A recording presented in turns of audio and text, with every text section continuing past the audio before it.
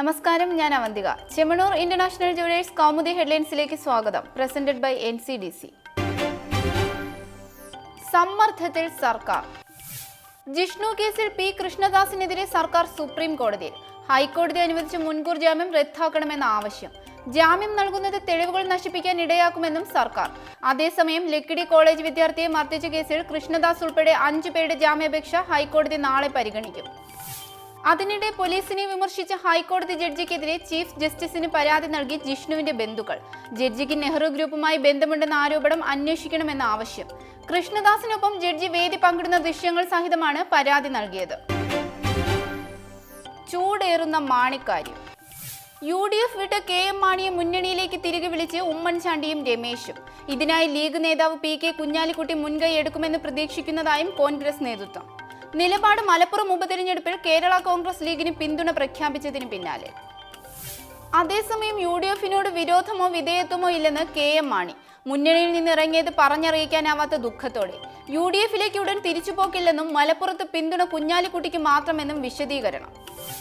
കേരള കോൺഗ്രസിനെ തിരിച്ചു വിളിച്ച UDF നടപടിയിൽ ആക്ഷേപവുമായി കോടിയേരി. KM മാണിയെ സ്വാഗതം ചെയ്ത നടപടി പാപ്പരത്തം. പുതുപ്പള്ളിയിൽ ജയിക്കണമെങ്കിൽ ഉമ്മൻചാണ്ടിക്ക് മാണിയുടെ പിന്തുണ വേണം. കുഞ്ഞാലിക്കുട്ടി MLA സ്ഥാനം രാജിവെക്കാത്തത് ആത്മവിശ്വാസം ഇല്ലാത്തതിനാലെന്നും പരിഹാസം. കിരാതന് തൂക്കുകയർ.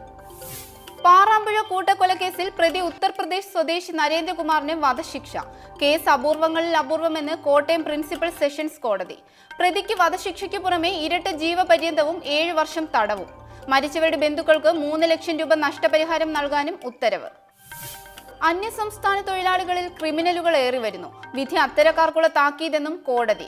പാറാമ്പുഴ തുരുത്തേൽ കവലയിലെ ഡ്രൈ ക്ലീനിംഗ് സ്ഥാപനോടമ ലാലസൻ, ഭാര്യ പ്രസന്നകുമാരി, മകൻ പ്രവീൺ എന്നിവരെ ക്രൂരമായി കൊലപ്പെടുത്തി കവർച്ച നടത്തിയ കേസിലാണ് കോടതി വിധി. നോട്ടിൽ നോട്ടീസ്. നോട്ട് അസാധുവാക്കലിൽ കേന്ദ്ര സർക്കാരിനും RBIക്കും സുപ്രീം കോടതി നോട്ടീസ്. പഴയ നോട്ടുകൾ മാറാൻ ഡിസംബറിന് ശേഷം അവസരം നൽകാത്തതിൽ വിശദീകരണം നൽകാൻ നിർദ്ദേശം. ഡിസംബറിന് മുൻപ് നോട്ട് മാറ്റിവാങ്ങാൻ സാധിക്കാത്തവർക്ക് പ്രത്യേക സൗകര്യം ഒരുക്കാത്തത് എന്തുകൊണ്ടെന്നും കോടതി. 500, 1000 രൂപ നോട്ടുകൾ വീണ്ടും നിക്ഷേപിക്കാനാകുമോ എന്ന കാര്യത്തിൽ കേന്ദ്ര സർക്കാർ 2 ആഴ്ചയ്ക്കകം തീരുമാനമെടുത്തേക്കും. പ്രധാനമന്ത്രിയുടെ പ്രഖ്യാപനത്തിൽ മാർച്ച് 31 വരെ സമയപരിധി ഉണ്ടായിരുന്നെങ്കിലും ഇത് വെട്ടിച്ചുരുക്കുകയായിരുന്നു. അതിനിടെ ബഡ്ജറ്റിൽ പ്രഖ്യാപിച്ച കറൻസി ഇടപാട് പരിധി കുറയ്ക്കാൻ കേന്ദ്ര നീക്കം. 2 ലക്ഷത്തിന് മുകളിലുള്ള ഇടപാടുകൾക്ക് കറൻസി ഉപയോഗിക്കാനാകില്ല. ധനമന്ത്രി അവതരിപ്പിച്ച ബഡ്ജറ്റിൽ ഇതിനുള്ള ഉയർന്ന പരിധി 3 ലക്ഷമായിരുന്നു.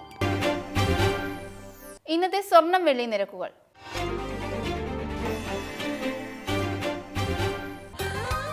ദുബായ് ഗോൾഡ് ആൻഡ് ഡയമണ്ട് സ്വർണ്ണ വെള്ളി നിരക്കുകൾ നിങ്ങൾക്കായി അവതരിപ്പിക്കുന്നത് Dubai gold and diamonds, India, UAE, Oman, Bahrain. സ്വർണം ഗ്രാമിന് 2700 രൂപ, പവൻ 21,600 രൂപ, വെള്ളി ഗ്രാമിന് 45 രൂപ. ദുബായ് ഗോൾഡ് ആൻഡ് ഡയമണ്ട് സ്വർണ്ണ വെള്ളി നിരക്കുകൾ നിങ്ങൾക്കായി അവതരിപ്പിച്ചത്